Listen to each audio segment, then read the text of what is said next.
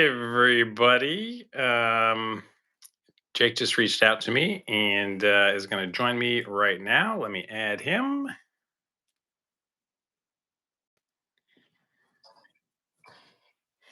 Mr. Raby, welcome. How are you doing, sir? Good. What's going on, man? Lots and lots of stuff. But you know all of my stories right now. Oh yeah. Well, we're getting it straightened out. Exactly. So, why not start another project? Well, you see, that's what you have to do because, like, I only work on one thing at a time, but I've got like five things going on Yeah. because they're all five radically different, crazy things. Yeah. And if I don't have those going on, I hit a problem and then there's nothing to do.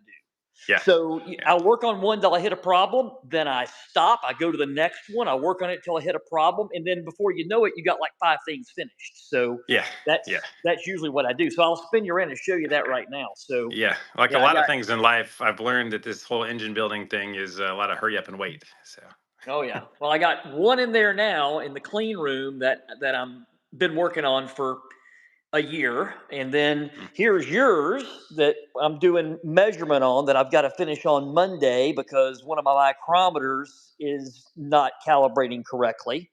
ooh, So I ordered a new one, so I can't do anything more with that till Monday. But I've got, we'll talk about all this stuff here, talk about all this stuff here, and then we're going to talk about all this stuff over here, which is still all your stuff, and ooh. that's not even all of it, as you can see. Uh, Wow, that's and then, shiny. like I said, I got all these different things going on. Uh, and then we go over here, and I got another one going on that I had to push out of the way. It's a really special one. So, Ooh, yeah, wow. that one's interesting. So that set of headers that I posted, the set of headers that I posted that got sent to me from Revs Institute earlier this week, they're for that one. So, Oh, wow. yeah, it's not every day that you end up with this. They'll zoom in. Uh, anyway, that says 911R. So, Oh, wow. yeah, those spent time on a couple of very unique racing circuits. So, Very cool. so yeah. But anyway, I'm just what I'm doing now, and what I've been doing all week is getting your engine in my spare time, comboed out. So, you know, doing this and making, and I don't want to call this a kit because it's more than a kit. Uh-huh. I think kit is a generic term, but this is actually more difficult to do for us than building an engine because we have to think about every single thing that you're going to experience Uh-huh. while you're doing it, and we have to eliminate the complications of Uh-huh. that process. Yeah. So that takes experience and it takes judgment to be able to do it. And that's why other people have made comments that are in this industry that they would never try this because it's too difficult to do. And it might be for them because they don't understand this engine. They haven't done it enough to understand these idiosyncrasies and the things that you always hit. And they also don't understand the things that you might hit. Uh-huh. Yeah. But this is not the first time we've done this combination, obviously. It's been done many times. So Yeah. we've got tons of notes on it, both mentally and written down. And there's the things that you always hit, and there's the stuff that you might hit. But that's why we're doing what we're doing. So, I was going to say, should we back up for a second and tell people what we are doing and this new way of doing things? well, yeah, if you want. I didn't know what you may have said before I got on here. So, Yeah, you just joined and I started it right away, so I didn't okay. give him any. All right, so I'll give a Yeah. little bit of a backstory about engine kits or about what I call the M9 experience, M9X Yep. experience. Hmm. And there's two ways to do that M9X experience, and I've done it both ways, where we send somebody a box of parts, many boxes of parts, like you, and you take things out of the box, and some of the things are already sub-assembled for you that could give you a hard time. And then, I started doing this with air cooled engines over 20 years ago. Because with air cooled stuff, they were simpler. People a lot of times wanted to do more of the work themselves, but they didn't have a machine shop. They didn't have a balancer. They couldn't do head work. And they were depending upon a machine shop and a bunch of other people to do that work. And then the problem is the right hand doesn't talk to the left hand, and you have two or three different people preparing parts for you, and then the things don't match. And that's what people try to avoid. So the magic with this is we eliminate that. It's a one shot, end all be all type deal. We prep an engine just like we were going to build it, even further for you, and then you take it out of the box and you put it together with the notes and the videos that we've given you and my workbook and all that sort of thing. Um, so I took what I learned doing this with air cooled engines, and then I simply just applied it to this engine. And doing it with this engine in some ways is actually easier because for 11 years they didn't change a lot of the parts. Right. So Yeah. it's easier to make directives and things like that when you really understand the engines, um, to help people not have a problem. So Mhm. doing it the way you're going to do it, where you're doing it at home, and I'll help you. Obviously, with this kit, with this Yep. experience comes support. Right. Um, and we make it easy. Some guys have chosen they wanted to do the full money, and they wanted to pay a lot more money to come here and put an engine together with me. That's what Mark and Tina Davies did a few months ago. And with that, I'm like the voice over their shoulder, taking all these parts that have already been prepped, and I'm just making sure they do what they're supposed to do. And they built their engine. So when they did that, they drove the car all the way to Rensport last year. Actually, it's been a year now. So they drove the car all the way to Rensport. Um, it was basically a stage 2 4 liter is basically what it was for a 996. And they got to Rensport and they did that. And then they drove like another 9,000 miles going through the Canadian Rockies and all over the place to get back home. And they still drive it a lot, but they bought like 5 engines from me. And that one they wanted to build themselves. So that's another way you can do this where, you come here and you spend a lot more money and you get to build your own engine and we have a lot of fun. Or you can do it at home the way we're doing it with you. Mhm. Yep. Very cool. So yeah. So other people in the future will be able to do the same thing. Order a kit from you, have all of the stuff sent to them, and they can assemble it. So. Yeah, and what they'll do is they'll do the same thing that you did, and Mhm. we've done this many times before. I've typically done this with international customers. Ah. I've had an engine on every continent for over 20 years, including Antarctica. Believe it or not, that was an air cooled engine for a guy that worked at the U.S. Geological Survey. But anyway, we usually do this internationally where somebody doesn't want to ship their whole engine in because of cost with Right. international shipping and customs. Yeah. It's a lot easier to ship a block and some of your parts. So internationally, that is usually why this has been done. But yeah, Mhm. it's not the first rodeo. We're just trying to make it a little bit more cross applicable and make it happen a little bit more often now Mhm. because Yep. more people, let's put it this way, we got a lot more directives, everything from the torque books that I've done to the videos to the workbooks, more videos that we've already gotten basically shot, and they're being dropped and published almost every day at this point. Uh-huh. A lot more with my new role at LN, which is really not a new role. I took that role in 2022. It was just a formalization of things because it was kind of a trial and error to see if I wanted to actually do that, and Yeah. I did, and I enjoy it. But we're going to be doing a lot more of this, so Uh-huh. it's not new by any means. Sure. Yeah. Um, it's just, let's say, it's further refined. Right. And more widely publicized. So. Yeah, yeah. You don't really have to ask for it anymore. Gotcha. Yep. Very good. So, so I guess to catch people up, I sent my block in. I sent the heads in. I sent the crank in. I've sent a lot of the good internals in, and you have been behind the scenes doing all of the magic to it. So I guess that's what we are going to see and talk about today.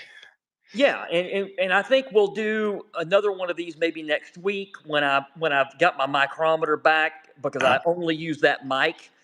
So now I've got to go back and do some other measurements with the new one that's going to come in, because that's actually it sends an electronic file to a computer. So I can't just use my manual one. Well, I can, but it's a hell of a lot more work for me to do that, Yes. other than just hitting a button and letting it send all the data into a data sheet, Yeah, I bet. for doing all the bearing clearances. So Uh, it takes away a lot of handwork. yep. So the time that I will save and the accuracy I will have is most certainly worth it. Yeah. Um, Yeah. and if you guys hear a weed eater going outside, that's my lawn guy. So Here. sorry it's a little loud. And what I might do is walk in this other room just while he's right outside the window here. Sure. It's yard cutting day. Oh, now there's two of them. So They're chasing you down. yeah. Yeah. So anyway, yeah. So maybe we'll go live one day next week when I'm finishing up and I have a lot of the values recorded Hmm. into the sheets and things like that, and I'll be able to explain to people what those numbers are. What a running clearance is, what this is, what that is, and do some things like that that people don't really get to see.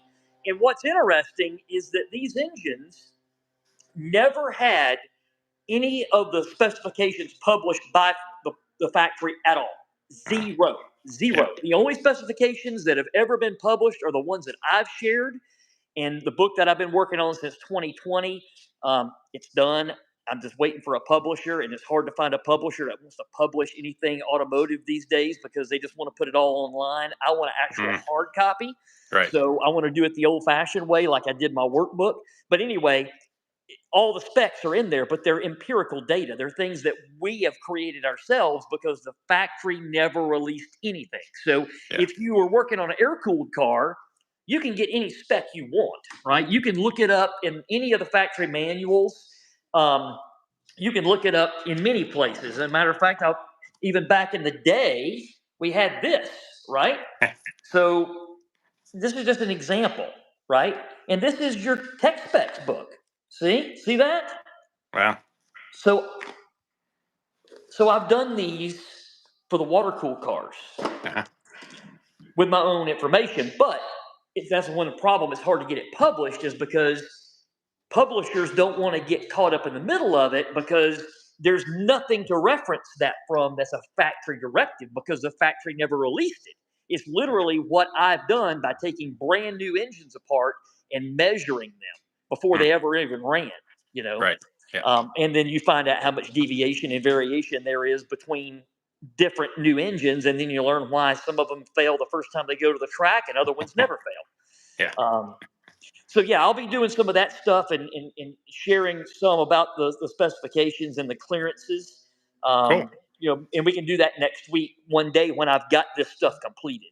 Yeah, that's neat.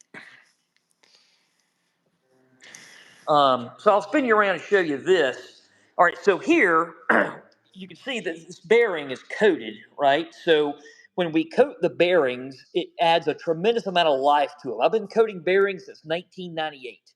And there's a lot of different bearing coatings. I don't trust doing this myself. I send these to another company that I've been using for over 20 years.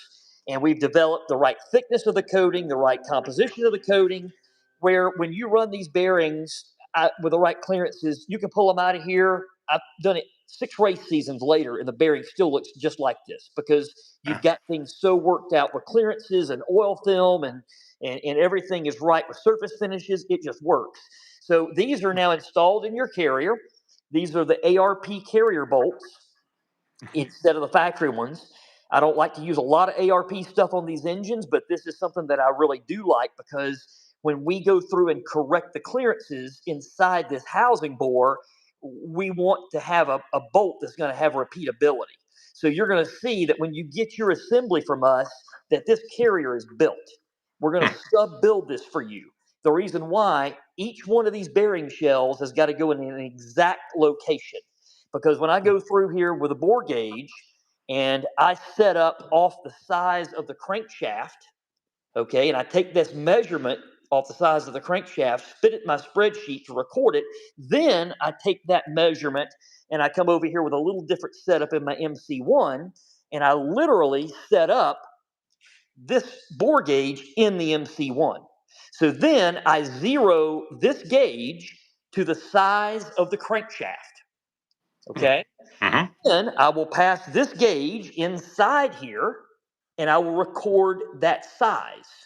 So keep in mind that we have now put this in a special fixture and we have resized the size of this housing board because almost every one of them is too tight. So this is something we do with every engine that we build. Now it would have been too tight for us even if we didn't have the coated bearings. But this bearing coating takes up about 5/10,000ths per side. So it takes up a little bit of space, right? Mm-hmm. So you have to accommodate that. But even if it wasn't a coated bearing, we find that each one of these could vary by a whole thousandth of an inch in factory dimension. And they vary that much from the factory. And they're usually too tight. So we go through and align hone this and correct that size to what we want. And then we go through and fit each bearing shell and make sure that it's in the right location so we get a good median running clearance that we're looking for. And that running clearance is a lot more than factory. So people look at an engine and they're like, what's different about it? Well, this is one of the things that's different about it is we don't assume that this is the right size just because it works, right? That comes back to this. You must be able to inspect what you expect, right? Yeah. So that's what this is. These are expensive tools that are not easy to use, and it takes Yeah. a lot of time to do this stuff.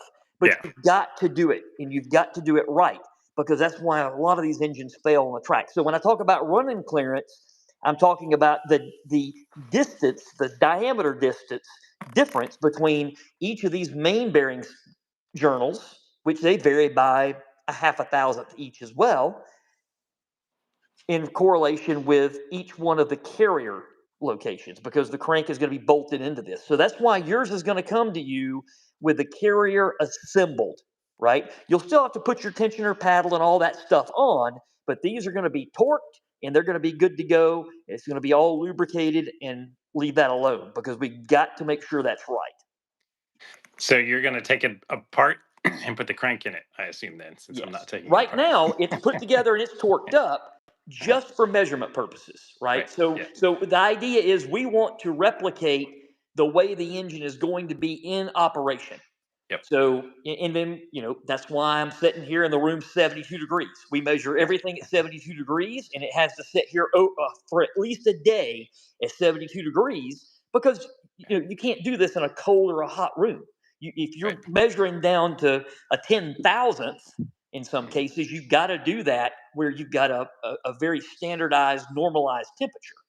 Yeah. That's why a lot of times when I teach classes and I have Canadians come, they all want to build these engines in the wintertime, and most of them don't have heat in their garage. And I'm like, dude, Yeah. you can't put this engine together if it's cold in a room. You just can't do it. Everything feels wrong. If you build Uh, by feel, you can't do that. yeah. Yeah. So these are some of the tools and processes that somebody like me doesn't have a chance of being able to do. So that's why you do it. And then I try to make the distinction when I tell people that I built my engine. I was like, I didn't build my engine. I assembled my engine. So I always try to make the distinction. I'm not an engine builder, but I can assemble things. Well, the thing I'm going to tell you is a lot of engine builders are also not engine builders. Correct. They're engine assemblers. So Yep. what they're doing is they're just taking things out of a box Hmm. and they're putting it together. And they are assuming that it's right. And in today's world, you can't do that. You really, if you have standards, programs are based off standards. If you have standards, you can't ever do that with any engine. But I will say in the older days, especially with air cooled stuff, then you could get by being an assembler. Today, no way in hell, right? Yeah. You can't trust anything. Everything's got to be measured. And I've already found bad parts. With this engine, I've already found two bearing shells that are bad. Already found. Wow. Yeah. Okay. See, I would So, have never known. and the reason why is they're not concentric. So now that these bearings that are put into this carrier, I've already gone through with a bearing mic and we've made sure that the thickness of them is consistent around the entire diameter of that bearing. Uh-huh. Some of these were out by 2,000ths. So the bearing's not even round. Okay. Wow. And those are factory OEM parts. Yeah. for the main bearings, right? So if you put that in, then you end up with a variability in the running clearance and you don't know it. And so that's one thing that bites some engine builders in the tail is they're assuming things. So like in my video, you saw this when you watched the video series on Yeah. engine rebuild. First rule in engine building, assume nothing, quantify everything. Yeah. So Yes. like I tell my employees, when I start training a new guy, and I haven't trained a new guy in a decade, but when I start training a new guy, I tell him, this engine is a snake. It's a rattlesnake. Mhm. There's no antidote for this rattlesnake's venom.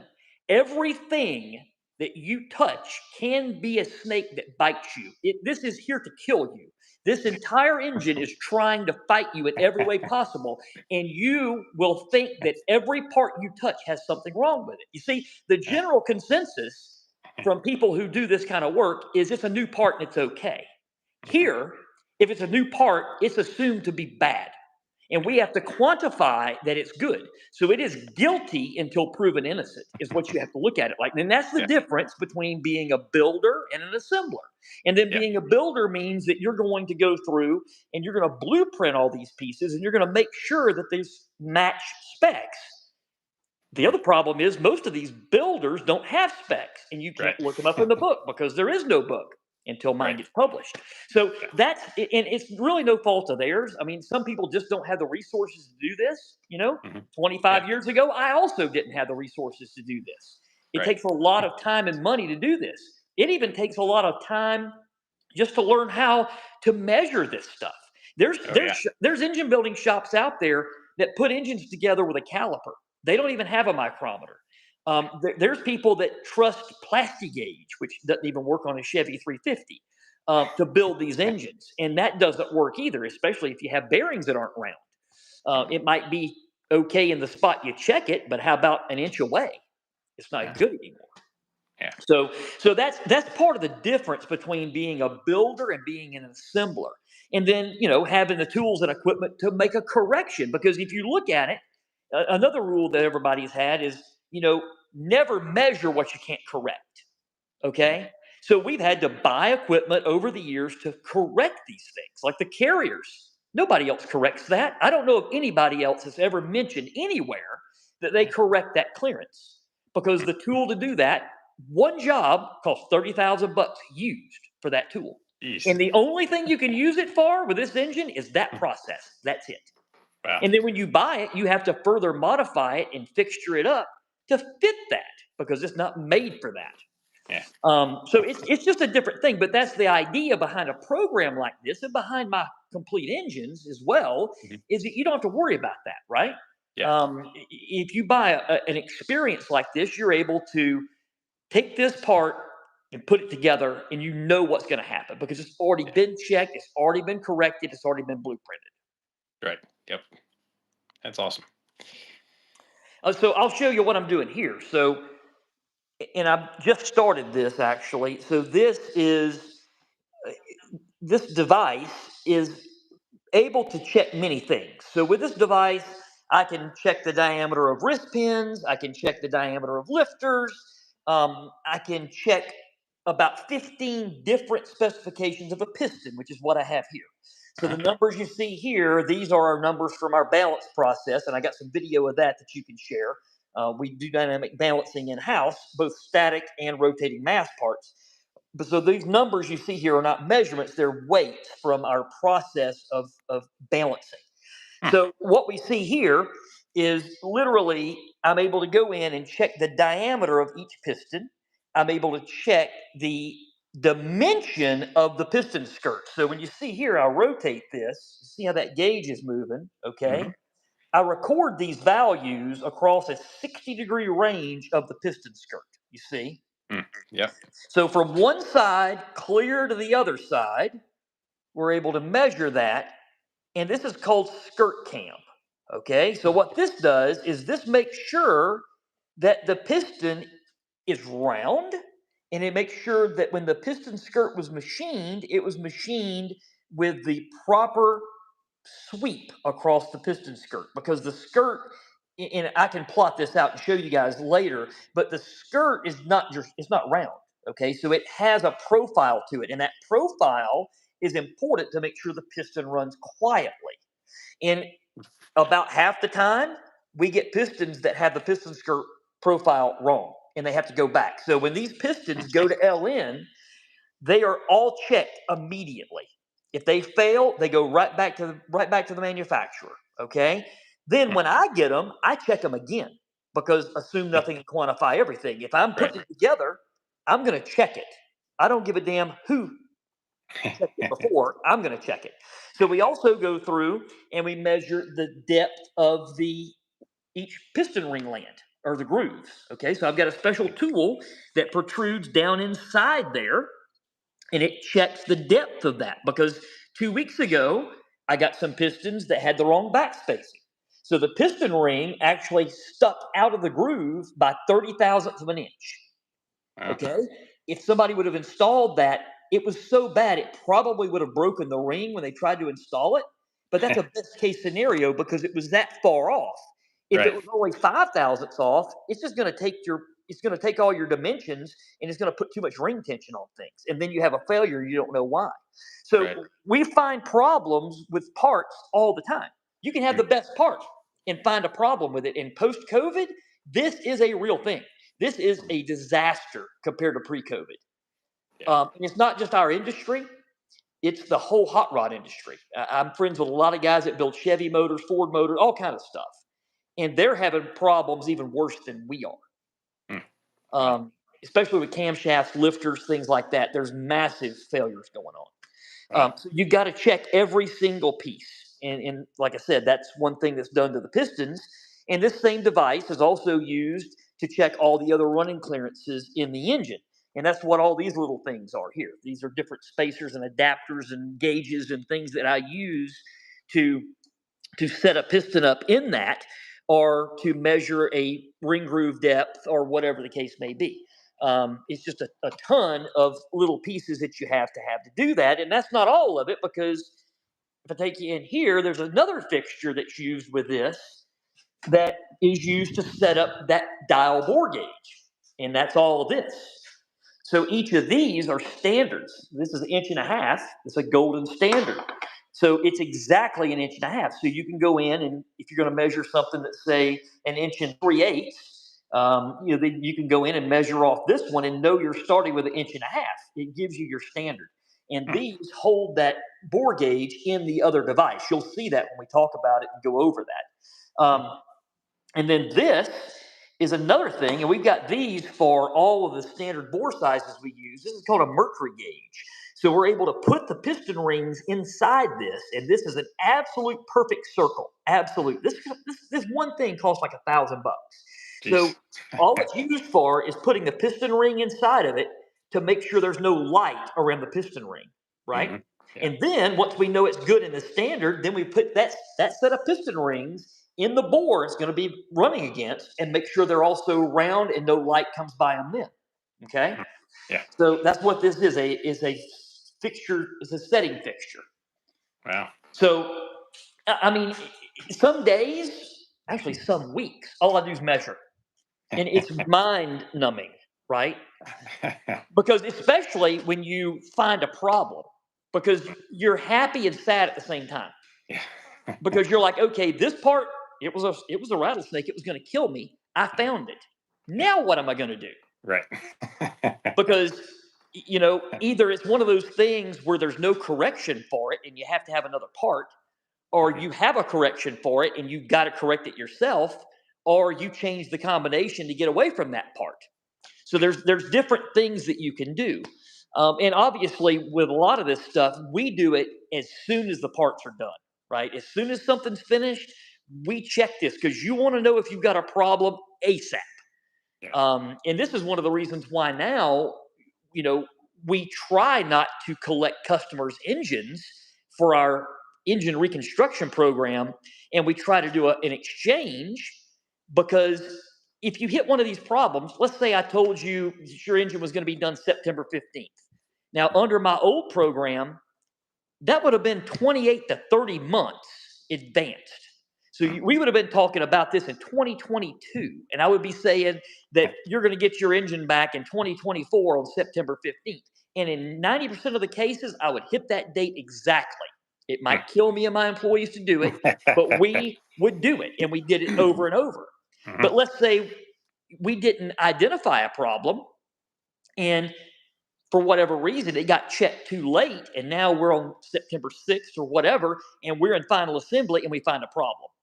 Yeah. We're going to miss that date. So now the whole idea behind the way we do it under the FSI 2 program is we build the engine. It doesn't have a delivery date. Nobody's ever waiting on us. If we hit a problem with this, there's nobody to be pissed off or mad because Yeah. the Right. engine hasn't been offered to anybody yet. It Yeah. screws us up because we can't finish something. But at the end of the day, I keep 4 engines sitting in the corner, fully checked and fully prepped. So in case one of them screws us, we can go grab one of those and build it. Hmm.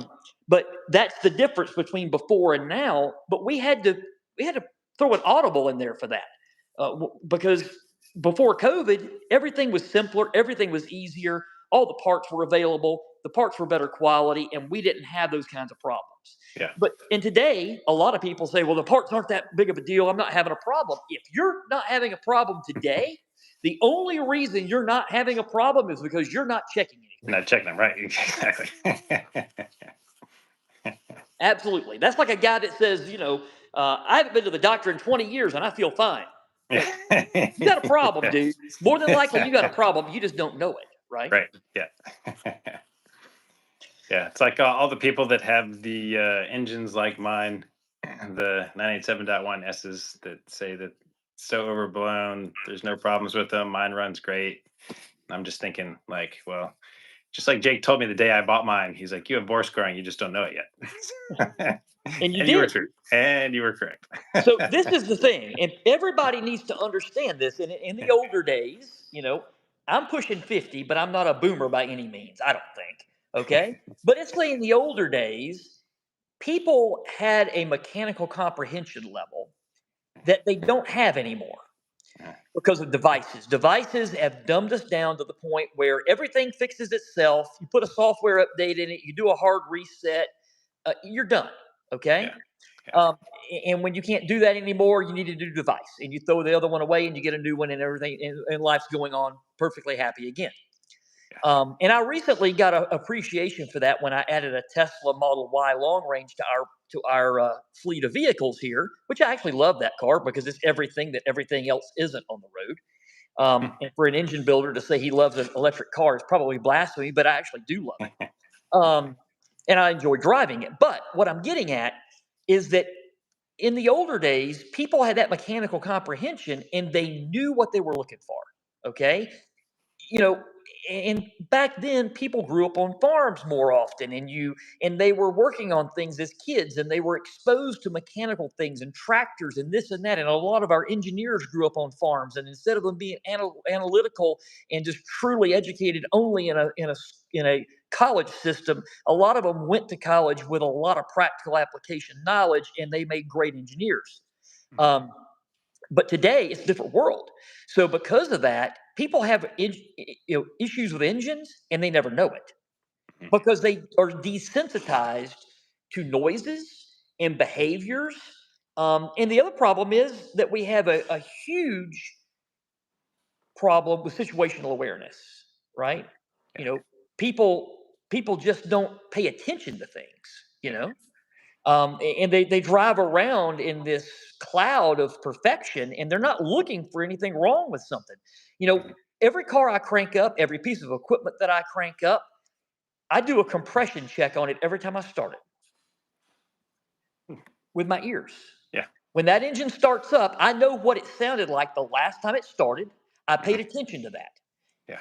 I listen to it when it shuts off. How quick did it shut off? If it shuts off Mhm. immediately, it's got good compression.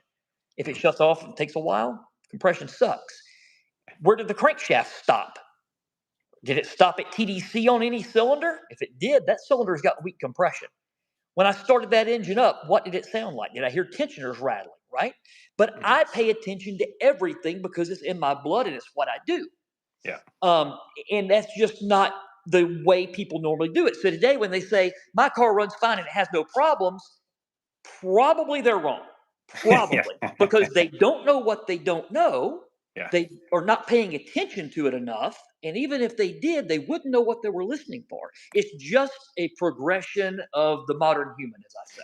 And the DMEs now have so many ways to correct things for them that it's fixing a lot of issues that they aren't Yes, aware of until it can't anymore. that's right. It will mask issues just like you've learned, Yeah. and it will do it in such a subtle manner that you never know it. And it doesn't have Yeah. to throw a code.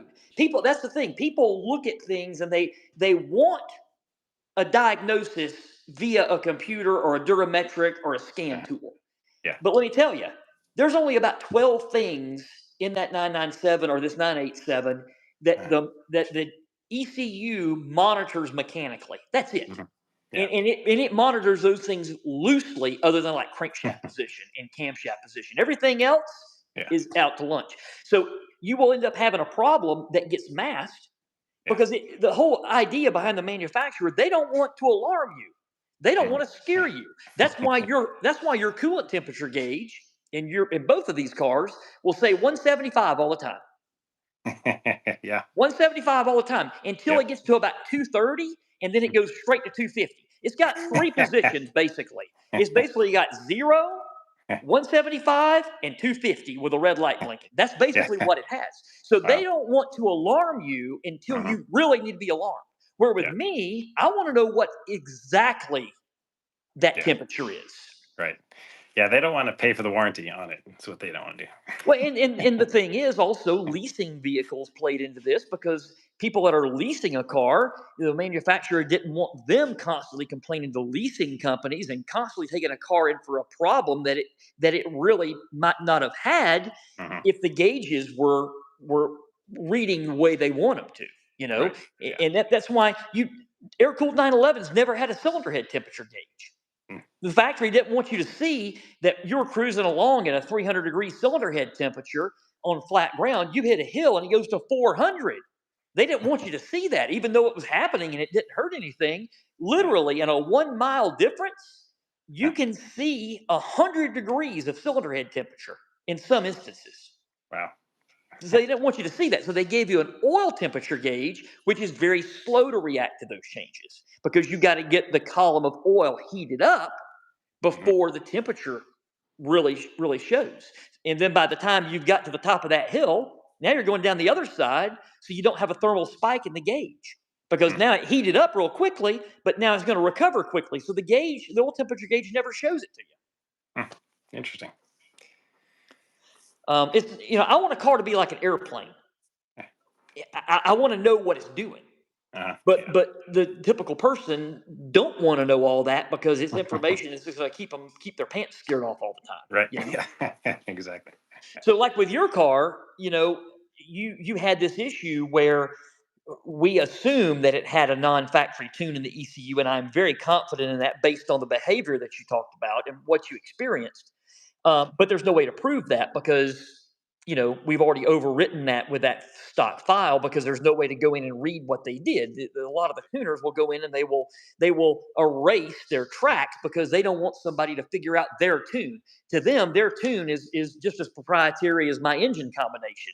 So they don't want somebody to take that because there's 3,000 tables in some of these ECUs, and it takes a long time to figure out which ones to use. So in a case like yours, you know the engine might be running okay, and then it defaults to a richer tune, trying to protect the environment, trying to protect the cats, whatever, because there's a problem with fuel trim that it never told you about, Hmm. right? Yep. Yep. So fuel trim's got to be way out of whack by more than basically 25% for it to ever throw a code. Yeah. So, so if somebody's driving around and they think that they don't have any issues because they don't have a light that says visit workshop on the dash, they could be more mistaken. I mean, Yeah. I can't tell you how many cars have come in here with an engine completely failed and a rod through the top of the block and not a single code in the ECU. Wow. And it's not because somebody deleted it, it's because Yeah. the things that occurred to that engine were not being monitored Yeah. by the Yeah. system. Yeah. Hmm. That's crazy. So you have do we want to talk about the head at all? Yeah, we of the can. 987? I don't really have all the work is already done with the heads. Uh-huh. I didn't pull one apart to take the cam covers off or anything like that to show you the valve springs. I can do that next week. Um, but basically, right here, you see what you see. Um, Decked it for high compression. You're going to be running that 13.5 to 1 on a 4.1 liter, which is usually what we do with the camshaft timing. We're going to set you up with. Um, Intake ports got a lot of work done to them. Exhaust ports also have got some work done to them. The exhaust ports on these heads are pretty strong, but they do have quite a bit of work done to the bowl areas. And of course, we've decked all that because they get out of whack and they're not flat anymore. The exhaust port with these engines is strong, and the intake port is also. Some people think that you don't have to do anything to these heads, and they can think that all day long. And at the end of the day, your intake manifold is fairly decent. Um, I've got some alternatives for that intake manifold that really you don't need because of what you're going to be doing, but you could update to it later that replaces everything from here all the way to past the throttle body. Obviously, you can see in here some of the rim treated springs. You can see that's kind of shiny, right? So those Hmm. have been cryogenically enhanced and they've been treated with an isotropic super finishing process as well. And that helps to keep the spring stronger. And also, we've learned that it helps to keep it running cooler. So the only thing that cools the valve springs is the oil. So on the track, the oil is already hot. So you want to keep as much heat out of that spring as possible to keep the oil temperature down, and then you want that spring to cool as well as possible once the oil temperature's up, because you're going to have high oil temperatures in the southeast running on tracks around here Yeah. in July, August. You're going to have it happen. You're going to be, if you can keep it below 250, you're great. But more than likely, you're not going to be able to do that unless I set you up with another assembly that you probably wouldn't want to buy. Um, but the goal is to use the right oil at the right time, keep it in the Mhm. right places at the right temperature, and you don't have problems. And that's why we Yeah. go years and not have a failure. But as soon as somebody doesn't change the oil before they go to the track, as soon as they don't use the right oil, as soon Hmm. as they don't clean their bumper out, things like that, the engine gets hot. Of course, their gauge doesn't tell them that because it says it's running 175 on the oil temp. That's not representative of oil temp, especially in a Cayman like yours. And Yeah. you need to use an external gauge Yeah. for oil temperature. You really need to do that because you need to know Mhm. what the oil temperature is. In a perfect world, the heat exchanger's job is to exchange the heat between the coolant and the oil and keep the coolant and the oil running the same temperature. Mhm. It doesn't work that way, really, in the real world. On the street, a lot of times it'll keep it pretty close. But on the track where you got high RPM, the oil temperature will always exceed the coolant temperature. I've seen it exceed the coolant temperature by 60 degrees before Wow. in data Yeah. acquisition. So that's a big deal because at that point you're running 210, 220 on the on the coolant temp, and you're running 275, 280 on the oil temp. The highest I've seen the oil get on one of these engines is 300 degrees. Ooh.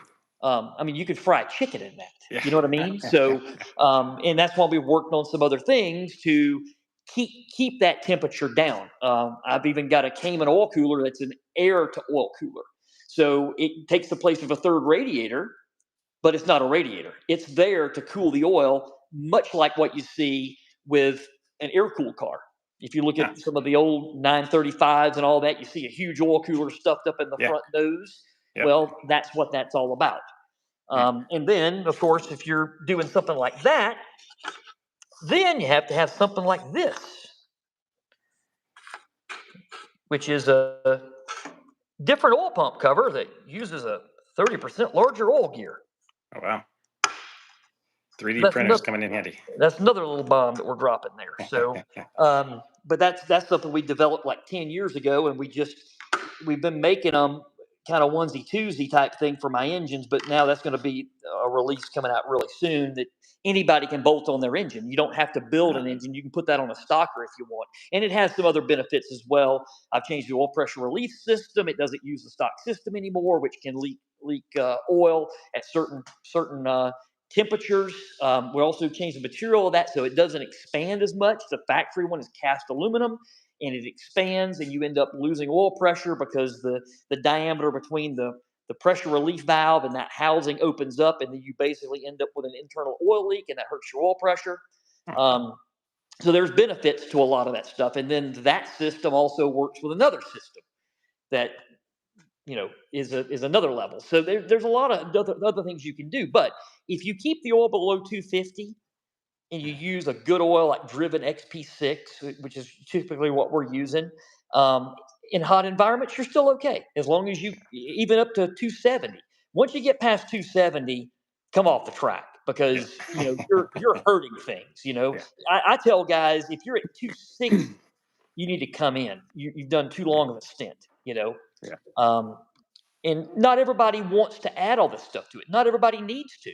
Uh, Yeah. a lot of time, and like with us, when our local PCA just had 20-minute sessions, Mhm. we didn't have nobody had problems.